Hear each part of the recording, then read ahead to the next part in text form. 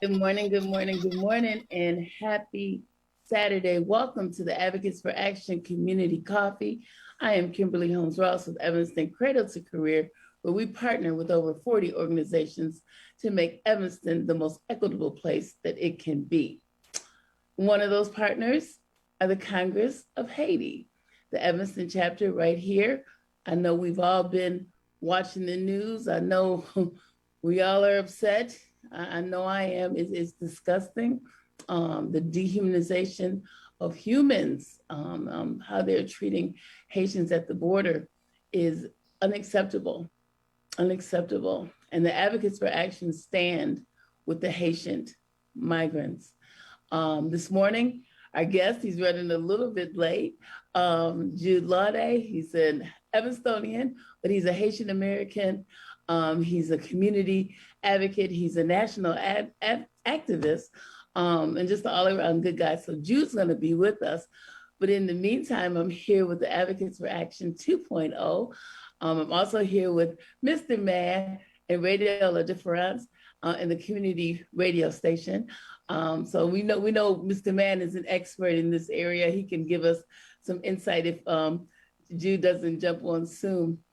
But we did want to come on this morning and just talk about it, show our support, and find out what, as a community, what we can do. We know that thousands of Haitians have made it to the U.S. border and Mexico. They've been fleeing the turbulence of the presidential assassination and two back-to-back natural disasters. And we just want to find out how we can help. I mean, this has been in a span, I believe, of 6 months. So we're here to help. So we're gonna just kind of talk a little bit and wait for Jude to jump on. Advocates, how are we feeling this morning? How are we feeling about what's going on? Let's get it started.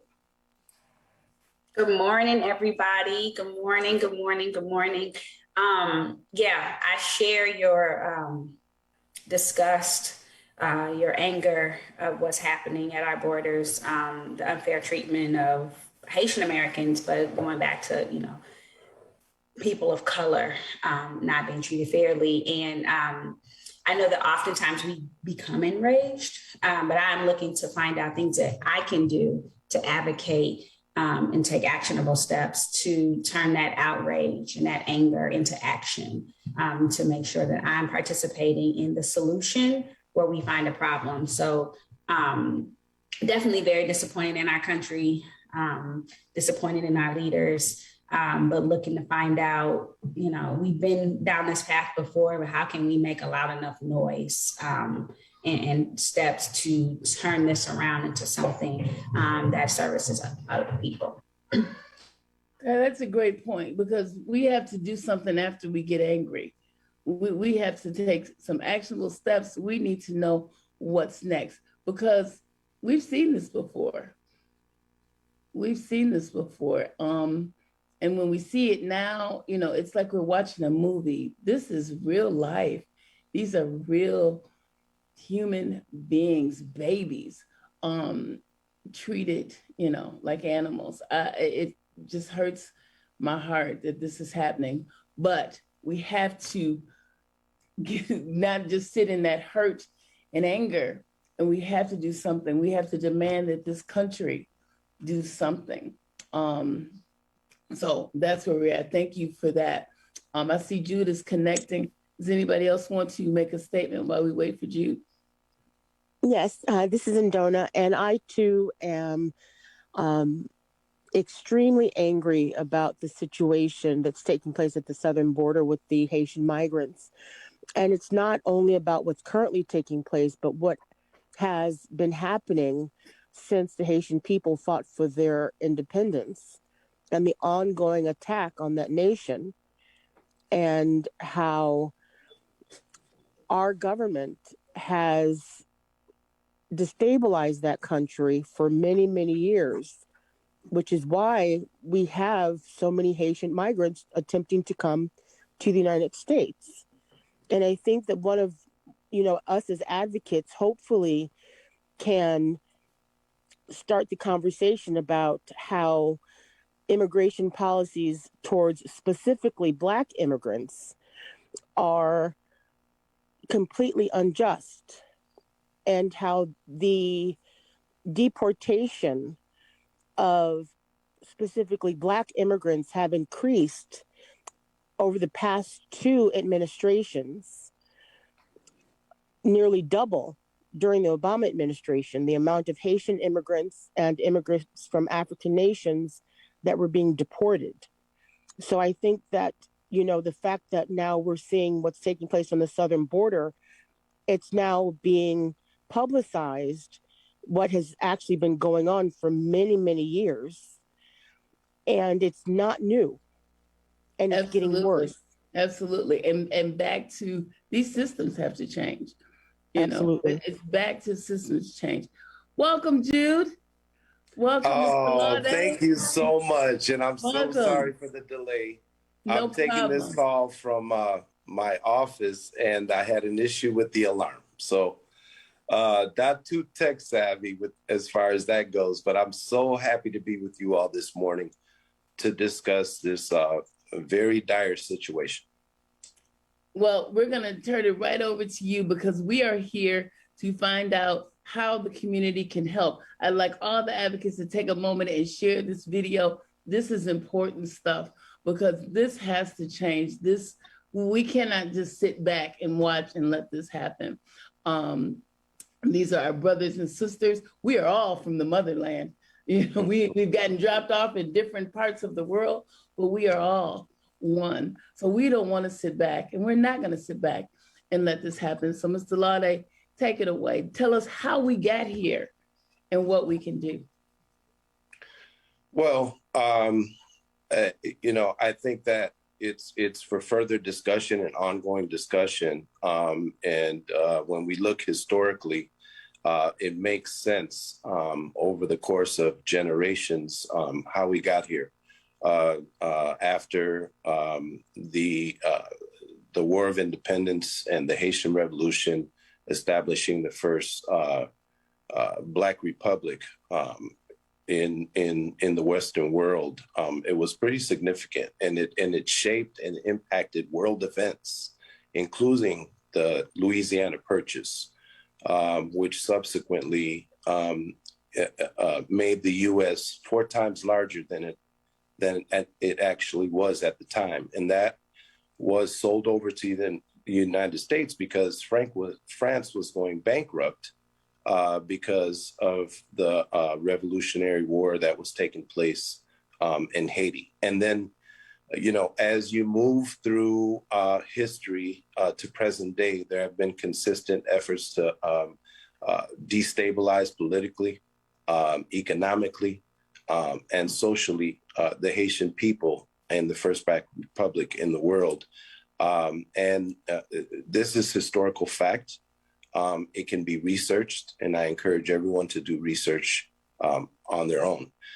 How we got here most recently is probably about, maybe 3 months ago, there was the unfortunate assassination of the head of state of Haiti, which there's still ongoing investigations happening to get to the source of who were the actors behind that traumatic event for the Haitian people. Immediately following that, there was an earthquake that devastated the southern part of Haiti. And then immediately following that, there were tropical storms that hit Haiti. So the people who were devastated by the earthquake now found themselves without shelter and having to be in open air without shelter during a tropical storm. So very traumatic scenes were coming out of Haiti. And then we wake up and we find that there were 15 to 16,000 Haitian migrants at the border at Del Rio, at the border of US and Mexico in Texas. So the immediate issue, when you talk about doing triage, dealing with what's going on right now and all hands on deck, is to address the inhumane reception that the Haitians were afforded. Now, to clarify, all of these 15 to 16,000 folks who showed up at the border were not all Haitian, but I would say 95% of them are. And so the inhumane treatment that they received, there were federal marshals on horseback corralling the Haitians that were attempting to cross the river at Del Rio. They were being whipped with the horse reins. And it really was traumatic, obviously, for those who were directly being impacted by this. But for all of us who are of African descent, it really ignited images and resurfaced images of what our people have gone through enslavement. And when you look at the images, they're glaringly similar as to what was happening at the border and what we know that we have gone through as a people. So you have the immediate reception. So the people were being dispersed in various ways. Oftentimes they were being let out at gas stations without the means to sustain themselves, without housing, and with nowhere to go. Even those who have family in the United States, you have to buy a plane ticket to get them to where to reunify with their families. So they were really being left with very little options. Also, many of these individuals, their credentials were being taken away. So that adds another layer of difficulty for these people trying to navigate themselves to survival, because you can't prove who you are. So one of the main issues, the second issue, after how they were received in an inhumane fashion, the second issue is allowing these people due process, because seeking asylum is not a crime. Internationally, there are migration patterns that happen. They've increased in the last couple decades due to world events. But this is something that naturally happens. And when you look at the numbers of those who've been led into the United States of America, there are disparities and preferential treatment and preferential access given to those in certain parts of the world. So if you were to look at Haitians trying to access trying to seek asylum in this country as opposed to some European countries, you're going to notice a stark difference. So we ask ourselves, why is this? And, so these people deserve due process, which thousands of them did not receive because there were multiple flights leaving from Texas, I believe San Antonio. Some were bused to San Antonio from Del Rio and then corralled on a plane and dropped off in Haiti without due process. So we're asking that the law is followed and there's equity in terms of how people are received, the process they go through, where they're allowed to make their case for a credible threat or fear to return to, back to where they were. And we're also asking equity in terms of and equal treatment in terms of even most recently when you see the Afghans that are the plan to welcome hundreds of thousands of Afghans, and the fact that this country was supportive in getting other countries around the world to pledge to receive Afghans, including on the African continent. So I'm going to pause there because there's so much to unpack, and to see if you have any questions thus far. Well, Jude, that was a lot of information. You're right, and great information. And I'm so glad that you brought up the Afghans. I just read, excuse me, there were 65,000 Afghans that were escorted on a plane ride, given due process, and escorted not only to the United States, like you said, but other countries that the United States, made contracts or whatever with to make sure that these Afghans are going to be okay. And my question is, so what happens to our Haitian brothers and sisters, the ones who are still under that bridge and the ones now that they have, put in buses and planes and taken, who knows where, back to Haiti? Some, I guess, are stuck on buses. What happens to these human beings? Well, as an update, I believe as of today, there should be, there should not be any of them under the bridge. The images were horrifying, and they were seen around the world. And I think that really put pressure on the White House and the American government to really denounce the inhumane way in which the Haitians were welcomed into the border. So I think it really urged a sense of urgency to remove that image.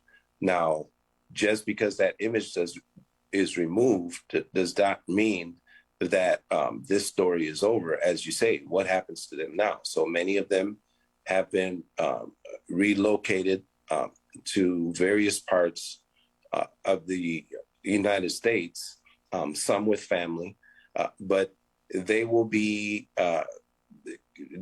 follow-up, and the expectation is that they will get due process and not be followed up with to be deported or expelled, because deported means that you go through the process and it's found that you must return back. But these folks were being expelled. So the expectation is that they will be allowed due process according to the law. But not only that, they have to sustain themselves in the meantime. So we're asking for support from the American government. These are people who this is a humanitarian crisis. And many of these people, although they've been relocated, they still have to sustain themselves. They still need legal support, representation. We're asking for that as well. We had asked while the group was under the bridge, and we continue to ask that they all be tested for COVID. And so those are some of the expectations that we have as to what the next steps should be. Amber, did you have something? I do. How are you? Hi, I just Amber. wanted to make mention of I was reading about the different ways that you can donate, and all the different fundraisers that they have, such as like the Houston Haitians United, Global Giving. There's several GoFundMes that have been established, but when it comes to things like that, sometimes I'm a little leery because you don't always know that the funds are being allocated, properly. Which one of these organizations, or, which do you feel will utilize the funds properly to help, these people the best way, legally, in every way? Provide food, COVID testing, everything that you've named. I want to make sure that if I donate and if I get someone else to donate, that it's a reputable, fundraiser, and they're going to receive these funds and it's going to help them. Yeah, well, thank you for that question. And it's a very critical one, and it's pertinent. One of the lessons learned from the earthquake that happened in 2010 is that many organizations, in particular multinational NGOs, were pledged millions and millions of dollars. And till this day, we still are looking to see what the impact of those funds being used for Haiti are. So that is one of the lessons learned. And we, even before this crisis at the border, following the earthquake, I'm a part of an organization, a national organization of elected officials in the United States called NIA, National Haitian American Elected Officials Network. And I'll drop it in the chat. But we were determined as elected officials here in the United States, previously apolitical. We're an apolitical group. However, we had to get involved in the affairs of our mother country.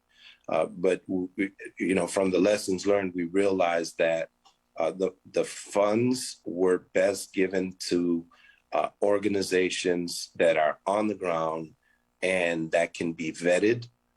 So we're sure that once the money gets to these organizations, that they're actually doing the work. And we've been working in partnership with the U.S. government, the Haitian government, to ensure that we are kind of like a watchdog to ensure that that happens.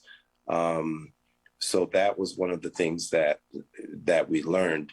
So there are so many organizations that are doing great work in Haiti, and I will drop some information in the chat for some of them. For example, the NEON website has an actual tracker on it for transparency, to show who has received funds that have been given to them, and just following the work to make sure that they follow through on the promise. So that's a very good question. I will drop a couple of resources, information of people that are currently doing the work on the ground. We have locally the Congress to Fortify Haiti, and a collective of Haitian organizations that have also consistently been doing work on the ground in Haiti. So the Congress to Fortify Haiti, and I'll drop that name in the chat as well. Thank you for that question. Yeah, thank you, because we all know about I'm going to just call it out, the Red Cross. We had millions and millions and millions of dollars, and, a lot of them never reached the people. And that's who we need to help, the people of Haiti. Yes. We'll get to changing systems, but right now there are people hungry. There are people who need shelter.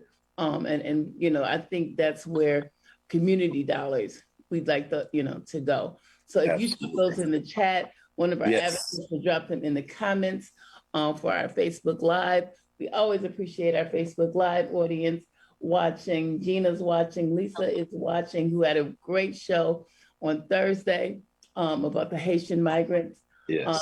Nico's watching. Nico said African and Africans must unite. Thanks, Nico. Thank you, Nico. Stay the course. Right. So we do, and please share this video because I mean, we're all watching this, but I think Ty said it best. It's time for some action. Yes, it is. It's time for action. And I think it's important to note that as an African diaspora and those on the continent, whatever injustices that we are going through impacts all of us.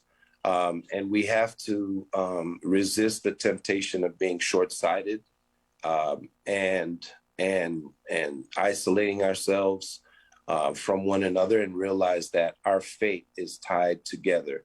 The ultimate dream would be with all of the resources and talent, intellectually, economically, and otherwise, that we have as Africans living in North America. Imagine if we were aligned with Africans around the world, on the African continent, the richest continent on the face of the earth, the Africans in South America, the Caribbean, in Canada, in other areas. So we cannot reach our full potential until we all are have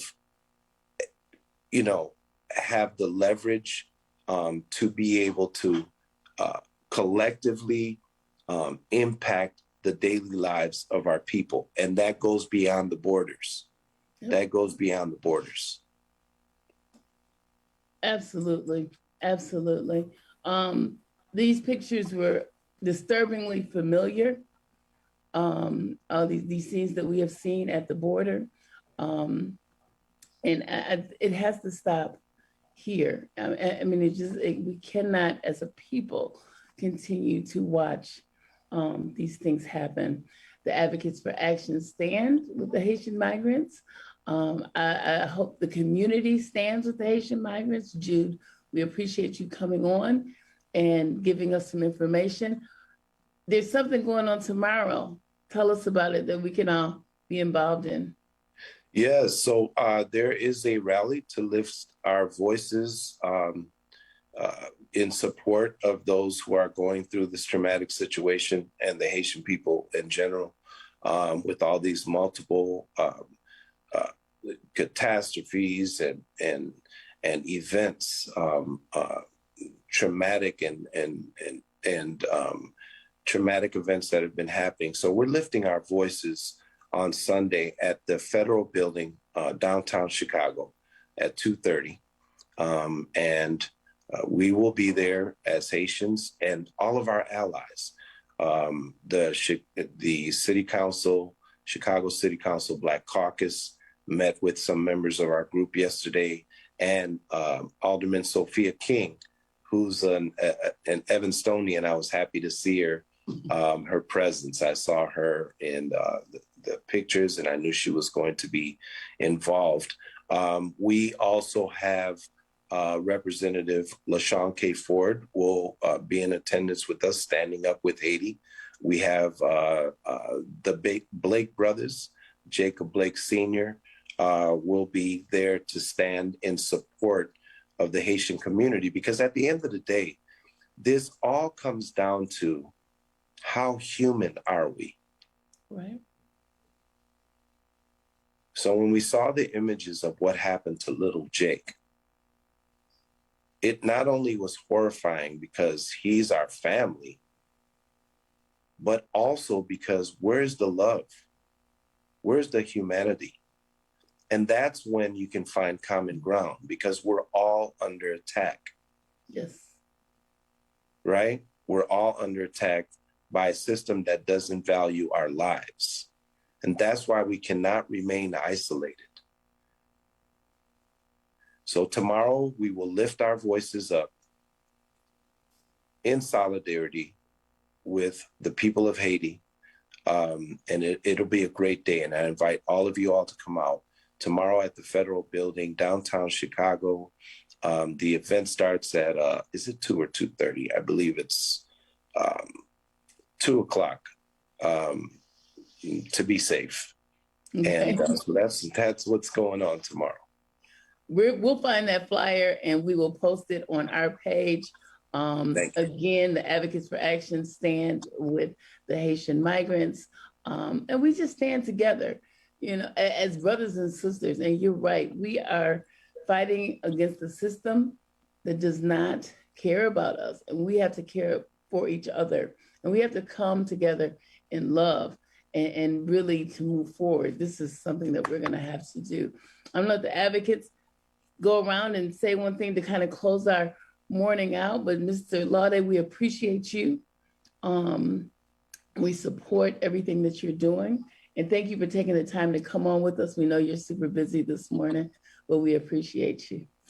Thank you so much. And again, thank you for having created the time and the space to lift up our voices in support of our brothers and sisters. And I'd be remiss if I did not just send a huge expression of gratitude for Advocates for Action. I've been following you all. I think it's one of the greatest initiatives I've seen come about in the community in Evanston for quite some time. You all are out front on all of the issues, not just when it's convenient for you all, but you are consistent. And I respect and appreciate every single one of you who are involved in the Advocates for Action group. So much. All right, As an honorary Haitian myself, I've been adopted. Some of my closest friends are Haitians. I'm very much bothered by this situation. And I do appreciate you coming on, letting us know how we can make an impact both financially and politically. And my commitment as an advocate and also as an honorary Haitian is to be committed to this on the long term, like not just showing up at the Federal Building tomorrow and, making a donation tomorrow, but long term, really being aware and keeping my ear out and my eye out and of how I can be involved to make sure that this is a long-term solution, policy change, visibility towards an issue that, like you said, affects us all, both African and African. People that have brown skin have been, mistreated dating back prior to slavery, as I do research myself. So I appreciate your commitment and your leadership in this forum and really being someone that we can touch and talk to be able to have access and know how we can make an impact. So thank you so much, Jude. Thank you, Ty. Thank you. I also am impacted because I have a child that is of Haitian descent. And, unfortunately, his grandfather has passed on, but, I don't know what relatives he might have there. So it affects me. It makes me wonder, could a cousin of his be there? Could a aunt of his be there?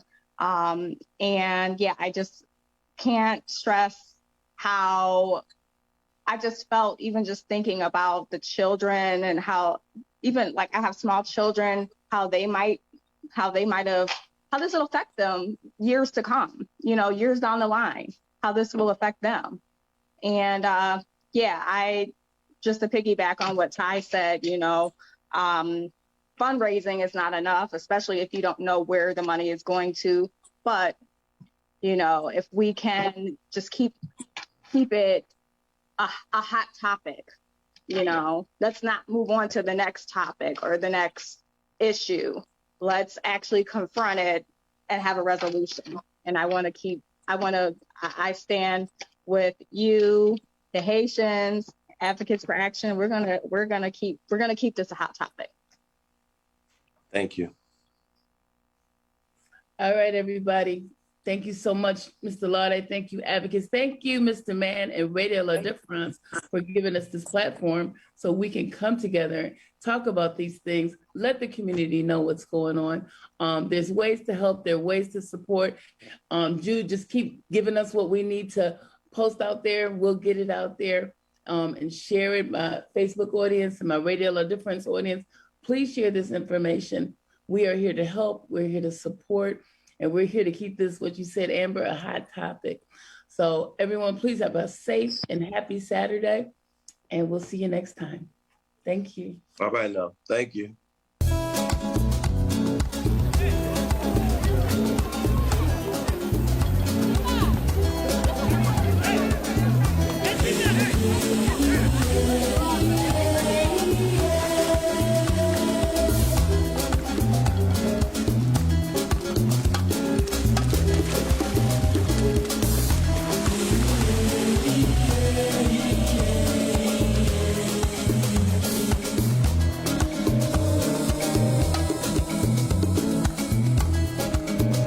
Haïtien rassemblé pas d'une pas mêlé.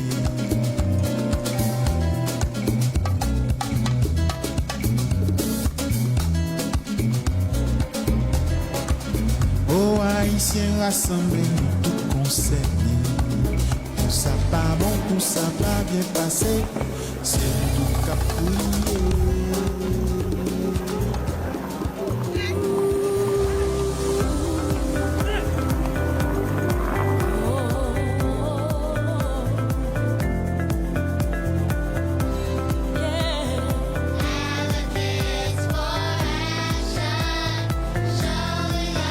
Listening to Evanston Cradle to Career Advocates for Action on Radio La Difference Chicago.